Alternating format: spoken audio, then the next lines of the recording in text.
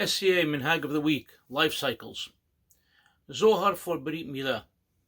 So the night before the Berit Milah, it is customary in many homes, in many communities, to have a reading. And this reading is done from the Zohar.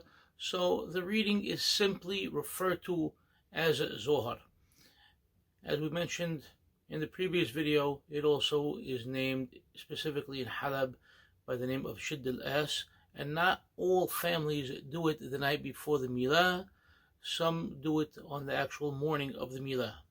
In any case, this is a special reading from the Zohar that talks about Abraham Avinu and his son Ishaq Avinu and the Berit of Ishaq and what transpired and the ideas of the mystics, the mystical Hachamim, or the Hachamim that spoke about mystical ideas within the Torah, and more specifically in this case about Eliyahu Nabi.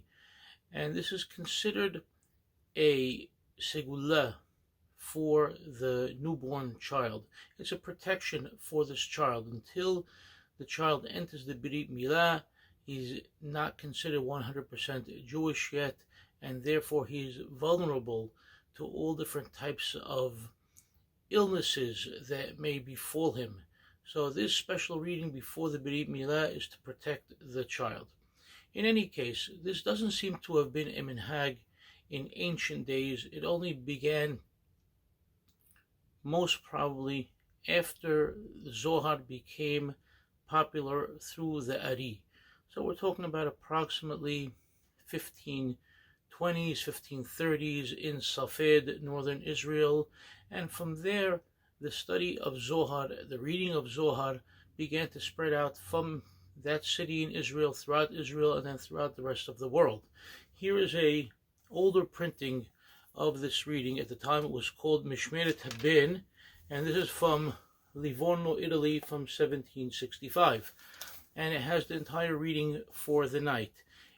Obviously, over the course of time, it was printed and reprinted many times, and the most common printing that we had used in our community over the last number of decades is the book Berit Olam, as published in Jerusalem in 1968. So what does this entail? Is this for everybody? Is it not for everybody? Who comes? What do they do? So generally you have to have at least one Hacham. It's preferable to have 3 Hachamim there, and you want to have a minyan of people. Generally you'll invite very close family members, and they take turns going around the table, each one reading a section of the Zohar until it is complete. In other words, we do not split up the reading from the beginning of the night. Okay, you read page 1, you read page 2, page 3, page 4, and okay, we'll read it simultaneously so the whole thing is finished in 15 minutes.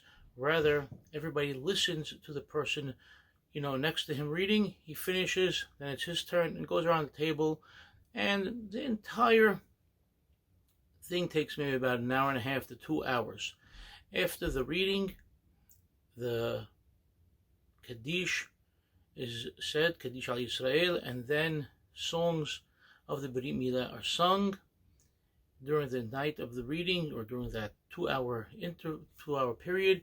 There are all different berachot on the table, mezonot, ha'es, adama, shehakol, and people partake of these sweets usually on the table and make berachot, and these berachot also work as a zechut for the mother and child.